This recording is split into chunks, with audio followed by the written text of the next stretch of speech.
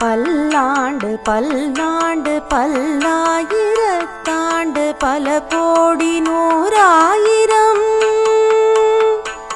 மல்லாண்டு தின்தோள் மணிவண்ணாவுன் சேவடி செவ்வி திருக்காப்பு உன் சேவடி செவ்வி திருக்காப்பு.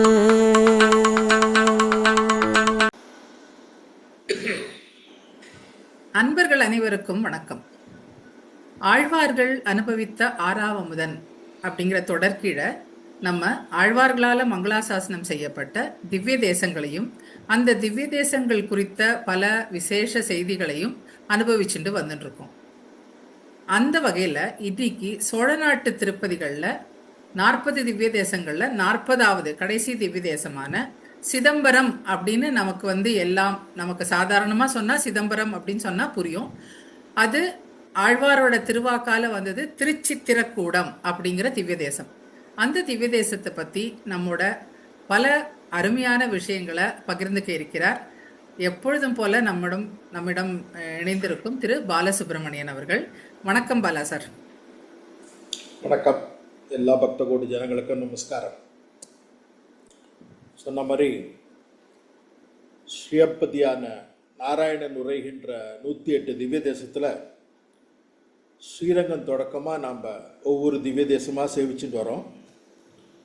அதில் இன்றைக்கி சோழ நாட்டோட 40வது திவ்ய தேசம், சோழ நாட்டின் கடைசி திவ்ய தேசம் பண்ணலாம். ஆனால் ரொம்ப அதிமுக்கியமான திவ்ய தேசம் இது திருச்சித்திரக்கூடம் அப்படின்னு சொல்லப்படுகிற தில்லை நகர் அப்படின்னு சொல்லப்படுகிற சிதம்பரம் என்கிற ஊர் தான். சிதம்பரம்னா இந்த காலத்தில் எல்லாருக்கும் தெரியும் எங்கன்னு. சிதம்பரம் எங்கே இருக்குதுன்னு யாருக்கும் ஒன்றும் ரொம்ப சொல்ல வேண்டாம். ஏன்னா சென்னை டு திருச்சி போகிற மெயின் லைனில் சிதம்பரம் ஸ்டேஷன் வருது. அதனால் அங்கே இறங்கி அங்கேருந்து 1 கிலோமீட்டர் தான் கோவில். அங்கே அந்த கோவிலுக்கு நம்ம போகலாம். இப்போ இந்த கோவிலில் நான் சொன்ன மாதிரி தில்லை நகர்னு ஒரு பேர் இருக்குது, திருச்சித்திரக்கூடம்னு ஒரு பேர் இருக்குது. இதெல்லாம் ஏன் வந்தது அப்படின்னு நாம் பார்க்கலாம். இதில் முதல்ல அந்த தில்லை நகர் பேரை பற்றி சொல்லிடுறாங்க. முன்னாடி இங்கே பராசர முனிவர் அப்படிங்கிறவர் திருமாலை குறித்து தவம் பண்ண போது 3 அரக்கர்கள் தஞ்சகன், கஜமுகன், தண்டகன் இவெல்லாம் அவனை படுத்தினா அப்படிங்கிறத பற்றி நான் தஞ்சாவூர் மாமணி கோவிலை பற்றி சொன்ன போது சொன்னேன். அந்த 3 அரக்கர்களை அழித்து தஞ்சகன் பேரில் தான் தஞ்சாவூருங்கிற பேரே வந்தது அப்படின்னு சொன்னோம். அவள் 3 பேருக்கு 2 சகோதரி இருந்தாள். அந்த 2 சகோதரிகள் பேர் சில்லி, தில்லி அப்படின்னு பேர். அந்த சில்லியும் தில்லியும் அவளோட சகோதரனை அழிச்சிட்டாளேன்னு சொல்லிட்டு பெருமாளோட சண்டை போடுறதுக்காக வந்தாளாம். அந்த சில்லியை ஸ்ரீமுஷ்ணத்துலேயே அழித்து அவள் சரணடைஞ்ச உடனே அவர் என்ன பண்ணாரா, ஸ்ரீமுஷ்ணத்தில் காவல் தெய்வமாக இரு அப்படின்னு சொல்லிட்டு சில்லியை இது பண்ணாலாம். உடனே தில்லியும் அவரை சரணடைஞ்சு எனக்கும் நீங்கள் தான் புகலிடம் தரணும், நீங்கள் பெருமாள் நீங்கள் என்ன சொல்கிறீங்களோ நான் அதை கேட்குறேன் அப்படின்னு. அவர் நீங்கள் தில்லையில் நீங்கள் மரமாக இருன்னு சொல்லிட்டு அங்கே இருக்கிற காந்தார மரம், தில்லைனாலே காந்தார மரம்னு இப்போ தில்லைவனம் பூரா காந்தார மரம் இருக்குமா. இந்த காந்தார மரத்தினோட நிழலில் பெருமாள் சயன கோலம் கொண்டாடுறோம். அதனால தான் இந்த தில்லியோட பேரால் தான் தில்லை அப்படிங்கிற பேரே வந்தது. இது ஒரு முக்கியமான இடம். இதுக்கப்புறம் நீங்கள் பார்த்தீங்கன்னா தில்லை அங்கேருந்து அப்படி திருநாடு கேட்க 2 பேருக்கு திருநாடு கொடுத்துட்டார் பெருமாள். அதனால ஒன்றும் பிரச்சனை இல்லை. அதுக்கப்புறம் இந்த பேர் எப்படி வந்ததுன்னு பார்க்கலாம். திருச்சித்திரக்கூடம், அதுதான் ரொம்ப முக்கியமான விஷயம். திருச்சித்திரக்கூடம் அப்படின்னா என்ன அர்த்தம்? சித்திரக்கூடம் அப்படின்னாலே அழகான வேலைப்பாடுகளுடைய மண்டபம். கூடம்னா மண்டபம், சித்திரக்கூடம்னா அழகான வேலைப்பாடுகளுடைய மண்டபம். இது எதுக்காக இந்த மண்டபம் வந்தது, யார் கட்டினா? வேற ஒன்றும் இல்லை. சிவபெருமானும் பார்வதியும் அப்பப்போட சந்தோஷமாக இருக்கும்போது அவள் 2 பேருமே நடனம் ஆடுவாளாம். 2 பேரும் ரொம்ப ரொம்ப என்ன சொல்கிறது, ரொம்ப அழகாக நடனம் ஆடுவாள். 2 பேரும் ஒருத்தருக்கு ஒருத்தர் போட்டியாக நடனம் ஆடுவாள். அதுபோல் நடனம் ஆடும்போது அங்கே பிள்ளையாரும் முருகனும் இருந்தாராம். ஒரு வாட்டி அங்கே ஆடி முடித்த உடனே இது போல் கேட்டாலாம், யாரோட நடனம் நல்லா இருந்து சொல்லு அப்படின்னு சொல்லிட்டு பிள்ளையாரை கேட்டாராம். பிள்ளையார் உடனே அம்மாவோட நடனம் தான் நல்லா இருந்தது அப்படின்னு சொல்லிட்டாராம்.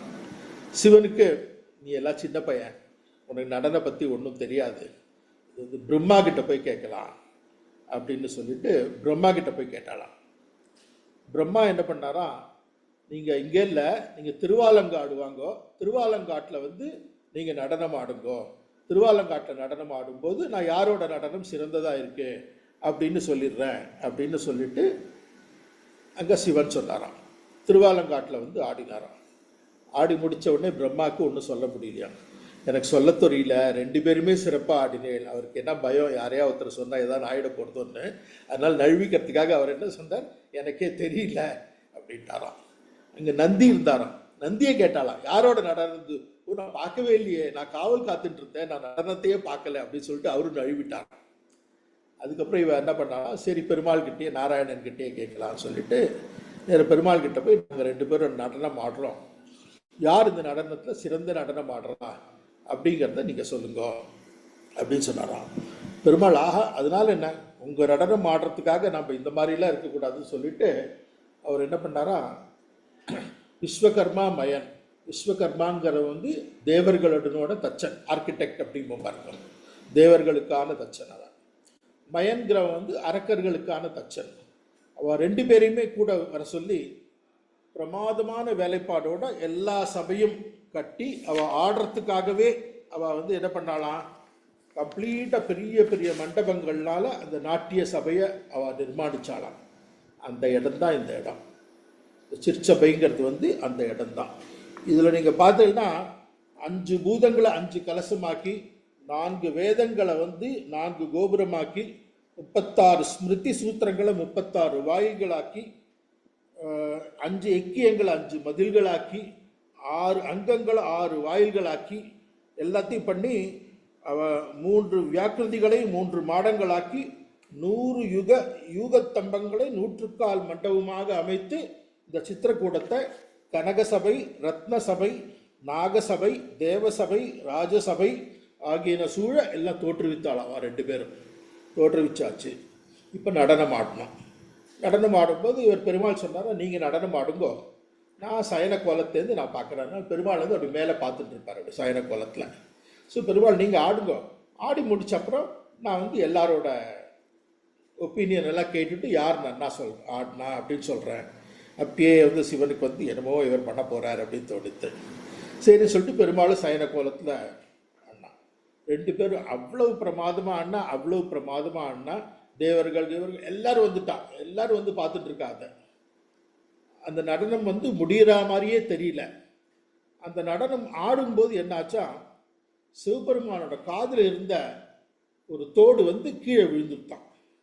அது கீழே விழுந்தோடனே நம்மளாம் பார்த்துருப்போம், இந்த டான்ஸ் ப்ரோக்ராம்லாம் ஏதாவது கீழே விழுந்துட்டுனா அவள் என்ன பண்ணுவா, அந்த சட்டுன்னு எடுக்க மாட்டான், அப்படியே டான்ஸினோட ஒரு பார்ட்டு மாதிரியே அதை பண்ணி அதை நைஸாக எடுத்து அதை போட்டுருவா. அதை அதே போல சிவபெருமான் என்ன பண்ணாராம், அது கீழே விழுந்தவுடனே அவரோட வலது காலால் அந்த தோடை எடுத்து அப்படியே செங்குத்தாக காதில் அப்படி சொருகிட்டாராம். அது சொருகிட்டு இருந்தான். இப்போ வந்து இவா 2 பேர் நடனம் ஆகும்போது இவாளோட ஸ்டெப்பை அவள் ஆடணும், அவளோட ஸ்டெப்பை இவள் ஆடணும் இல்லையா. அதனால் சிவபெருமான் இந்த மாதிரி ஆடின உடனே அவர் காலை தூக்கி இப்படி பண்ணிட்டார் இல்லையா. அது வந்து உமையவள் பார்வதியினால் அப்படி பண்ண முடியாது. ஒரு பெண்களுக்கே ஒரு நாணத்தினால அவள் வந்து அப்படி பண்ணாமல் அவள் தலை குனிஞ்சு நின்னாலாம். உடனே வந்து தேவர்கள் இவர்கள் எல்லாரும் வந்து சிவபெருமான் தான் ரொம்ப நன்னா ஆடினார் அப்படின்னு சொல்லிட்டாராம். உன்னை பெருமாளை கேட்டதுக்கு பெருமாள் சொன்னாராம், நான் என்ன சொல்கிறது, இவாள்லாம் என்ன சொல்கிறாளோ அதுதானே, இவா எல்லாரும் அவர் தானே நல்லா நடனம் ஆடினார் சொன்னார் அப்படின்னு சொல்லிட்டு சொன்னாராம். உடனே பார்வதிக்கு ஒரு மாறிய ஒரு கோபம் வந்துடுது. உடனே அந்த ஊருக்கு வெளியில் போய் காளியாகி அந்த ஊர்காவலுக்காக தில்லைக்காளி அப்படிங்கிற பழக்கம் இன்றைக்கும் இருக்குது. தில்லைக்காளி, இந்த தில்லைக்காளி கோயிலுக்கு போகாமல் நம்ம சிதம்பரத்துலேருந்து வரக்கூடாது. நம்ம தில்லைக்காளி ஸ்தலமும் போயிட்டு தான் வரணும் நம்ம சிதம்பரம் போனோம்னா. ஸோ அங்கே காளி ரூபமாக இருந்து தில்லை அவர் காத்துட்டு வரா பார்வதி அப்படின்னு சொல்லுவாள். இது வந்து முக்கியமான இடம். இதில் இன்னொன்று பார்த்தீங்கன்னா, இங்கே வரலாறெல்லாம் பார்த்துட்டோம். இதை வந்து பிரம்மாண்ட புராணத்தில் வந்து க்ஷேத்திர காண்டத்தில் 14 அத்தியாயங்களில் 2437 ஸ்லோகத்தில் பிரம்மதேவன் வந்து நாரதருக்கு உரைச்சா மாதிரி இந்த வரலாறு பேசப்படுறதா. கிருஷ்ணாரண்யம் அப்படிங்கிற அழைக்கப்படுற இந்த ஆரண்யத்தோட மத்திய பகுதியில் இது அமைஞ்சிருக்கு. இதனோட இடம் எப்படி அப்படின்னா காவிரிக்கு வடக்கேயும் வெள்ளாற்றுக்கு தெற்கேயும் கீழ்கடலுக்கு மேற்கேயும் ஸ்ரீமுஷ்ணத்துக்கு கிழக்கேயும் இருக்கான். அப்போ வந்து பிரம்மா சொன்னார் நாரதர்கிட்ட, எல்லா உலகிலும் சிறந்தது பூவுலகம், அதில் நாவலந்தீவு, நாவலந்தீவுனா ஜம்பு தீபேன்னு சொல்லுவோமே, அதான் நாவலந்தீவு அப்படிங்கிற பரதக்கண்டம் தான் ரொம்ப ரொம்ப சிறந்தது. அதிலும் இந்த தென்னாடு ரொம்ப சிறந்தது. அதில் வடகாவேரியில் வடதிசை சிறந்தது, அங்கு தில்லைவனம் சிறந்தது. அதில் புண்டரீகபுரம், இந்த இடத்துக்கு புண்டரீகபுரம் அப்படின்னு ஒரு பேர் இருந்தது. அதில் சித்திரக்கூடம் தான் ரொம்ப சிறந்தது. அந்த சித்திரக்கூடத்தில் இருக்கும் அனந்தன் மேல் அரிதுயல் அமர்த்தி தேவாதி தேவனை நானும் சிவபெருமானும் போற்றி நிறைய நாங்கள் வந்து இது போல் இஷ்ட சித்திகள் பெற்றுட்டோம் அப்படின்னு சொல்லிட்டு அவர் இது போல் சொன்னாராம். அதனால அந்த பிரம்மன் நாரதருக்கு சொன்னாப்புல அது பிரம்மாண்ட புராணத்தில் வருது. இதை பற்றி இங்கே குலசேகர ஆழ்வார் ஒரு 11 பாசுரம் பாடியிருக்கார். பெருமாள் திருமொழி அப்படிங்கிற ஒரு 11 பாசுரம். அதுக்கப்புறம் திருமங்கை ஆழ்வார் வந்து ஒரு 21 பாசுரம் பாடியிருக்கார்.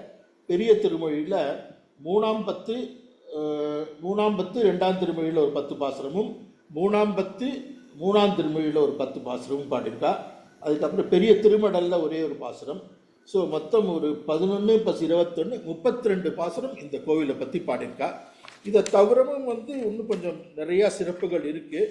நம்ம ஒரே ஒரு பாசுரம் வந்து திருமங்கை ஆழ்வாரோட பாசுரத்தோடு முடிப்போம். எப்பயும் ஆரம்பிப்போம், அதை முடிப்போம் இன்னைக்கு. காயோட நேடு கனியுண்ட வீசு கடுங்கால் நுகர்ந்து நெடுங்காலம் 5 தீயோடு நின்று தவன் செய்ய வேண்டா திருமார்பனை சிந்தையுள் வைத்து மென்பீர் வாயோது வேதம் மல்கின்ற தொல்சீர் மறையாளர் நாளும் முறையால் வளர்த்த தீயோங்க ஓங்க புகழோங்குதில்லை திருச்சித்திரகூடம் என்று சேர்மின்களே அப்படின்னு பாடியிருக்க. பெரிய திருமொழியில் இது 3ஆம் பத்து 2ஆம் திருமொழியில் வருது.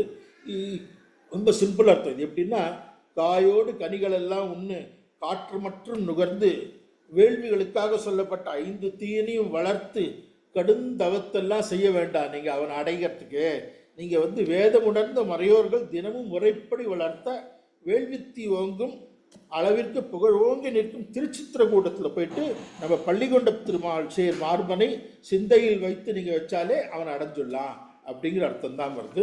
இந்த கோவிலை பற்றி இன்னும் நிறையா விசேஷங்கள்லாம் இருக்குது. அதெல்லாம் பற்றி அதுக்கு பக்கத்துலேயே சிதம்பரம் கோவிலும் இருக்குது. இந்த கோவிலில் என்னெல்லாம் ஆச்சு, எப்படிலாம் இது வந்தது அப்படிங்கிற விஷயம் எல்லாம் நிறையா இருக்குது. இப்போ நம்ம வெறும் வரலாற்று கதை தான் வச்சுருக்கோம். இப்போ இந்த காலத்தில் என்னெல்லாம் நடந்ததுங்கிறத பற்றி நாம் படிக்கலாம். அடுத்த வாரம் கண்டிப்பாக. நமஸ்காரம். ரொம்ப நன்னா சொன்னேன் பாலா சார். நமக்கு நீங்க சொன்ன மாதிரி இன்னும் இந்த திவ்ய தேசத்தை பத்தி தெரிஞ்சுக்க வேண்டிய விஷயங்கள் நிறைய இருக்கு. ஏன்னா சிவபெருமானுக்கு பார்த்தாலும் பஞ்சபூத ஸ்தலத்துல ஒண்ணு இது சிதம்பரம் அப்படிங்கிறது வந்து நமக்கு தெரியும். ஸோ இன்னும் பல விஷயங்களை வந்து நம்ம வர்ற தொடரில் அனுபவிக்கலாம். நன்றி.